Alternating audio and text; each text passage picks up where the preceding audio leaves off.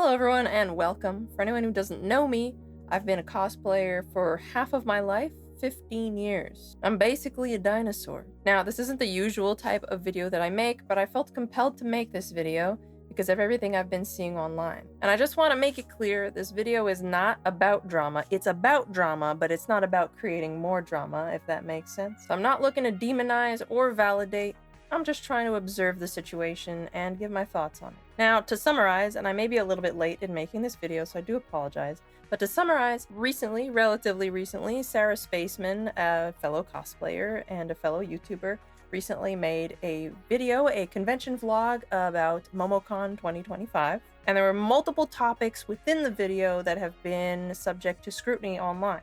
Some might call it controversy.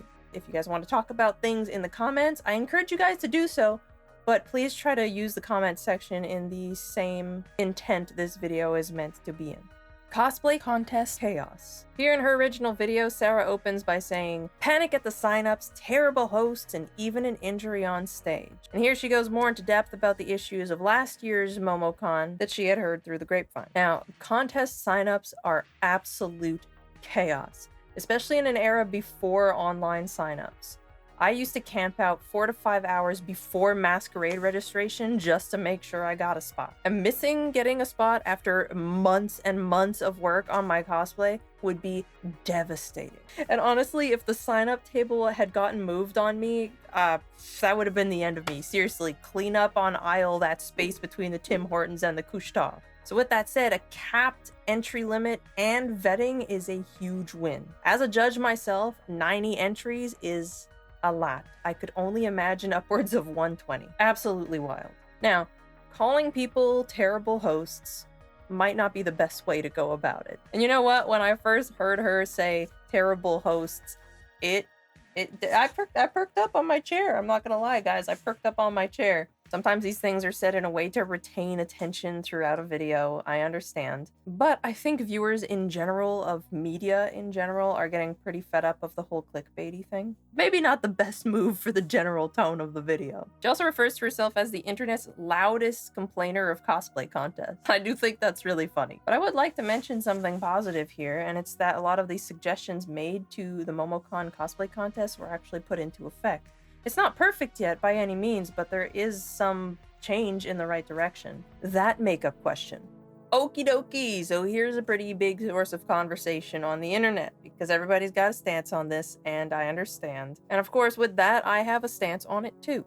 Now, this all started due to a Q&A involved in her video, where her and another judge got into a little argument over whether or not makeup should be something that's judged in a cosplay contest. I believe the exact question asked in the Q&A was, do I need to wear makeup to get judged? Now, Sarah lays out her points, the first one being skin problems and sensory issues. And yeah, I agree. If somebody has those types of issues, I would imagine that they would avoid the types of characters that would need heavy amounts of makeup to begin with.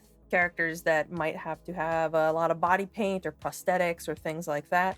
But for the most part, I think the majority of characters out there don't really need all that much makeup. And I'm talking the difference between wants and needs here, to be fair. The third point is a cosplay that covers your entire face, so like a helmet or a mask cosplay. Now, listen, this one's a little silly. Let me put it this way. If judges have X-ray vision to see your makeup past your mask or your helmet, we have bigger problems than makeup. Makeup should be the least of your worries in that situation. The fourth point is most men don't wear makeup, so it would cause a double standard. Again, my opinion on this is that beauty makeup isn't that big of a deal, so men not wearing makeup, women not wearing makeup, doesn't bother me very much. The fifth point is if it's not part of the cosplay, it should not be judged. And of course, she clarifies that prosthetics and things like that are part of a cosplay and therefore should be judged. Now, I'm in the same boat here. Would beauty makeup and things like that elevate the final look of a cosplay? Yes, absolutely. But body paint and especially prosthetics do definitely fall into workmanship, and therefore those things should be judged. A lot of the times with prosthetics, contestants will have sculpted their own prosthetics, made the molds, poured the silicone or whatever it is. And I understand that beauty makeup is also a process, but when it really comes to the core of craftsmanship, I really do think that beauty makeup can kind of take a bit of a back seat here. Now, the main argument that I'm seeing online is people saying that, well, if two contestants are really neck and neck, they're going to look at the makeup to break a tie. And my response to that is that if we have to go hire Ant-Man to shrink down and really look at the inner workings and construction of a cosplay, okay, yeah, maybe then we move on to makeup. But in reality, every time there's been a really tough decision, what it comes down to is the number of techniques used, how well those techniques are executed, or something technical you can't see on the surface, like a hidden structure or a clever construction. There's a good amount of technical factors that we'd have to look at before it even got close to having to look at something like makeup. Not impossible, but unlikely. A quick sidebar. I want to take a second to mention how much the fact that she's wearing Crocs with her cosplay just made me smile so much. Practical, comfy, relatable. Listen, my feet hurt really bad too after walking around a con all day, so this is a smart choice. Wait a minute, are they in 4-wheel drive? Oh my god, they are in 4-wheel drive. I'd also like to highlight her love for the Pikachu girl. I never would have known about the Pikachu girl if it wasn't for Sarah's videos. And in the video, she mentions that she might need a throne. Make it happen, Momocon. Here's a suggestion. Maybe make it mobile and remote controllable so that it could look like little Pikachus are running it across the con floor as well. If budget permits. Sarah's skills. When showing off her new cosplay, Sarah mentions having fully lined her jacket and made her very first fully functional fly on her pants. And I've seen some backlash over that. Imagine. In general, people are calling those basic skills and not something someone should be proud of. But listen, here's the thing. A functional fly is an accomplishment. Those can be pretty finicky to do well. And speaking personally, like I said, 15 years of experience, and I only ever had to make my first functional zipper fly front in 2022. So if you're mostly making armors, bodysuits, skirts, dresses, even pants where you're never even gonna see that area, and you might as well just go with an elastic waistband at that point, you could go years, if not a decade, without needing to actually make one. So yeah, I definitely think it's worth being proud of obtaining that new check mark in your skill tree. And that's part of growth, my friends. And listen, in the midst of all of this chaos, I've seen people taking the opportunity to attack Sarah's general skill as a cosplayer. Saying things like she's not championship worthy or that she's subpar. That's not cool. Sarah's work is beautiful, and she absolutely deserves to compete at a high level. And here's the thing about craftsmanship. Every artist has their weak spots, and that doesn't make them unskilled, that makes them human. If you tell yourself that you've learned it all and that you've achieved perfection, that is when you're gonna stop learning, and that is when you're gonna stop improving. The evacuation. Some people are upset over the evacuation footage, calling it insensitive. In Sarah's video, she records the confusion of the evacuation and the re-entry of the building where she runs into a friend. Now, part of their conversation is muted because that friend is sharing the rumor as to why the building may have been evacuated.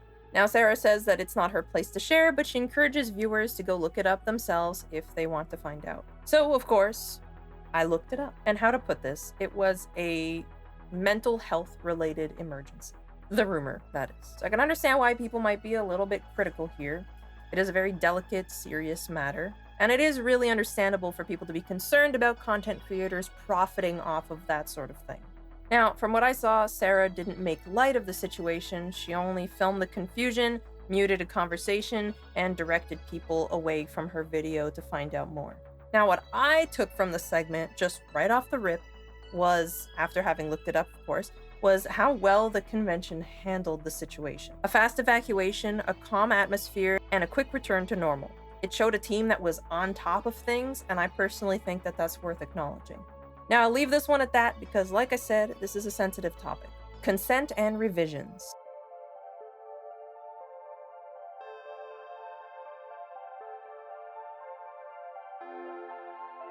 Backstage footage in cosplay contests, I absolutely love.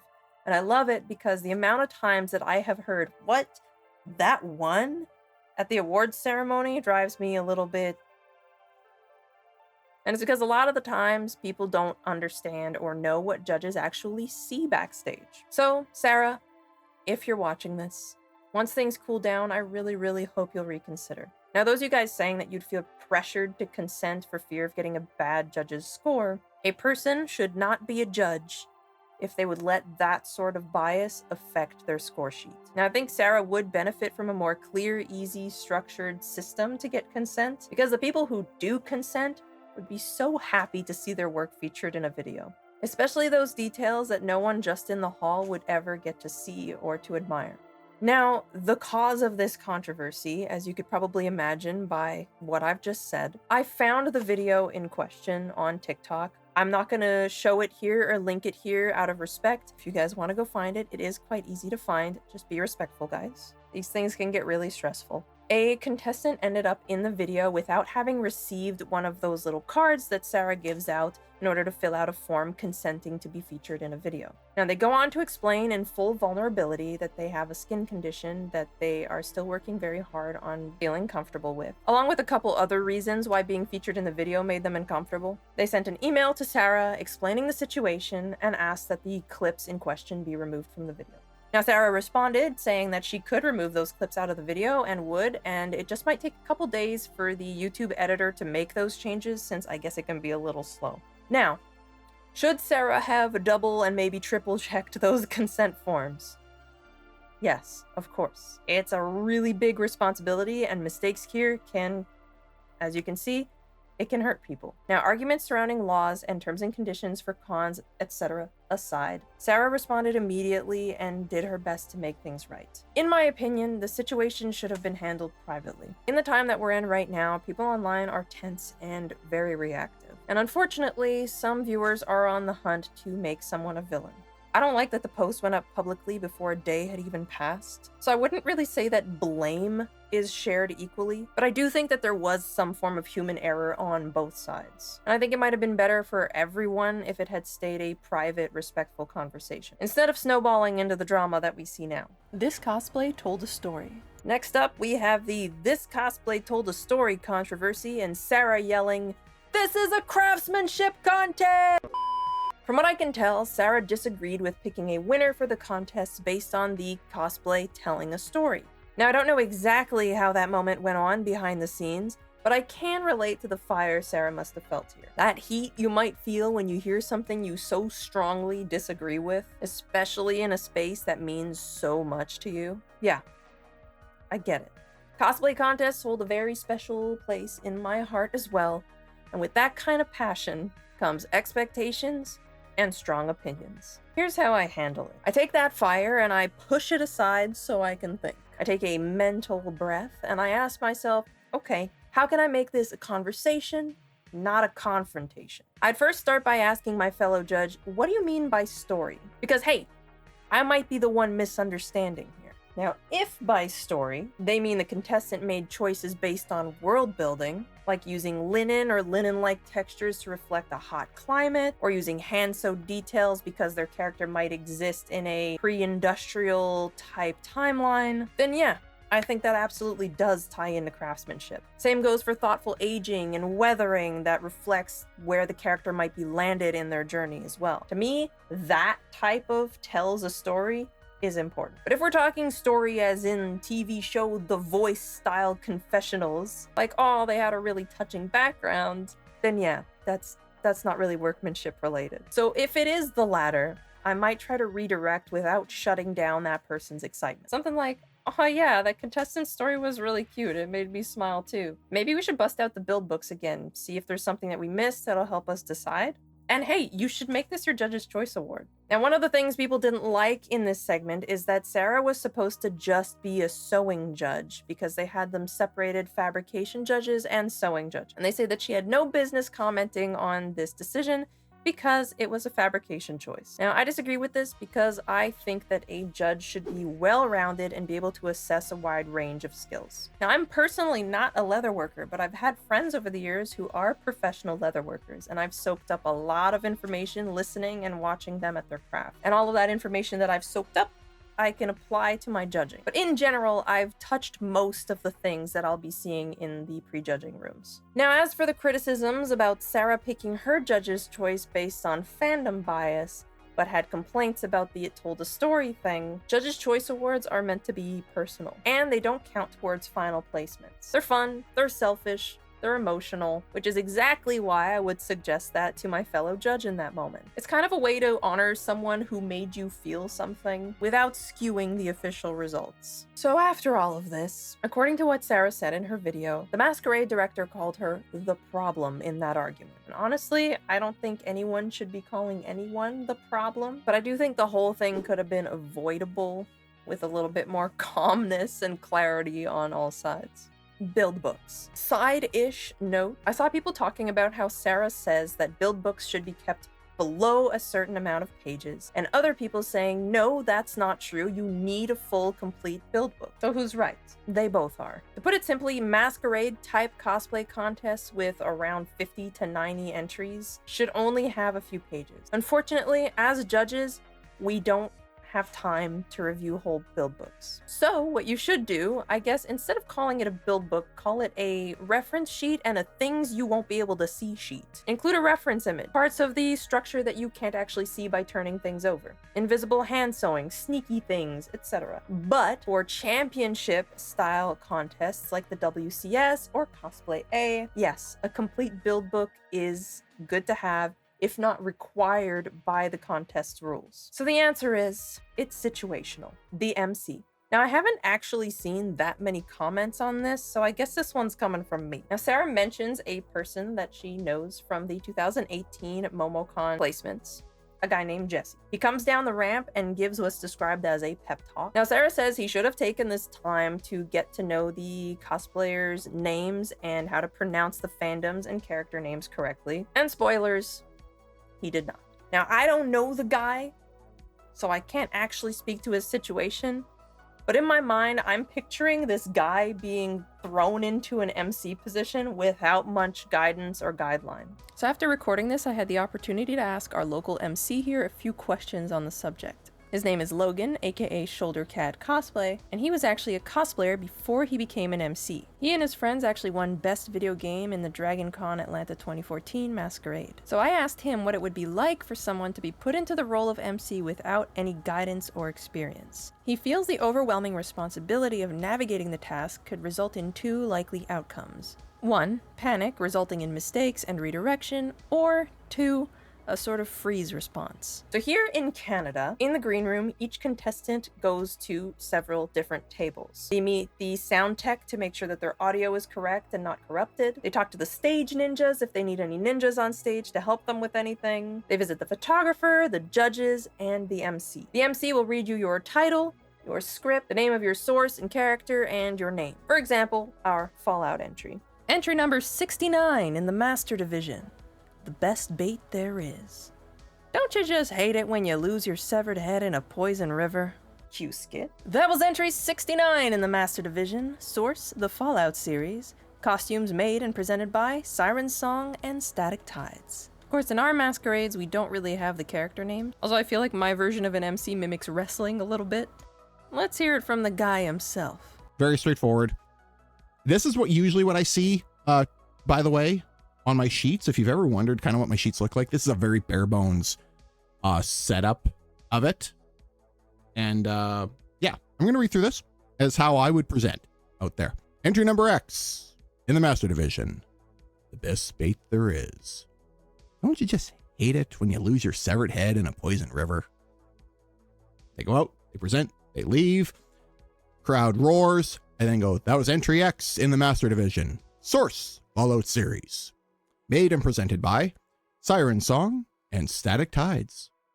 So what happens if something goes wrong? Here's a story of a time where Logan had to deal with the sound for the entire room going out. And here's where the old theater days came in handy, because it was up to the MCs and the ninjas. We also usually have both an English and a French MC here in Quebec. But that step in the green room really helps the MC. It gives them the opportunity to do a practice shot and take notes. So if the Momocon cosplay contest doesn't have this step, well, here's my suggestion. And I think it would be a great addition to how things are run backstage prior to the show. Logan goes into more detail about getting into MCing. He explains that their job is to highlight the cosplayers first and foremost, and that jokes at the cosplayer's expense is a huge no-no. And of course, to maintain a good balance between professionalism and having a good time. He also explains that a lot of cosplayers tend to be introverts, and no matter the category, he does his best to calm the contestants' nerves individually as they reach his station and on stage when he presents the entry. The Wild West versus the ICG.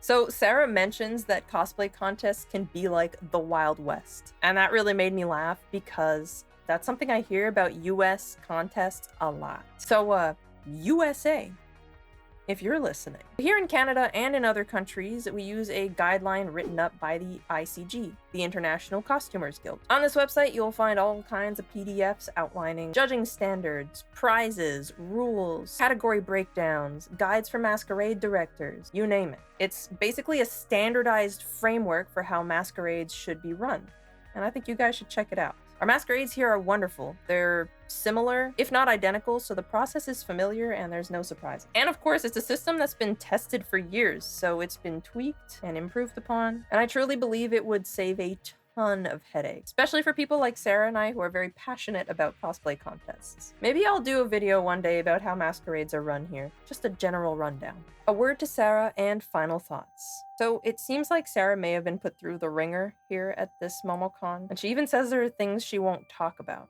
So who really knows how deep this goes? And there was even a brief mention of a comment made about Yaya-Han. So Sarah, if you're watching this, I know you don't know me, but I felt compelled to make this video. You have a fantastic YouTube channel.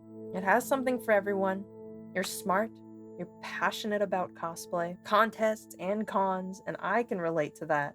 I'm sure many others can too. I hear you, and I understand your frustrations, but if people are coming for you, if people are starting drama, please don't give in. Stay strong, acknowledge mistakes, be humble, positive, and compassionate. This is the internet. Angry people are always going to be there trying to catch you slipping. But you've got this, and I, a stranger, believe in you. I'm really sorry you had such a tough year at a con that means so much to you. And hate online is not cool, and that's putting it lightly. We need to actually, for real, treat each other with respect. Listen, we're all nerds who like to make things and play dress up together. And we've built this weird, wonderful world for ourselves, together. And look, I'm not someone who relates very deeply to the cosplay community as a whole. I'm kind of an outskirts type of person. I'm outside the circle. But what I can relate to is this. We are people. And as people, let's point out our disagreements with one another respectfully. And let's disagree with one another respectfully. And let's work towards a more loving, peaceful, and understanding future for this community together.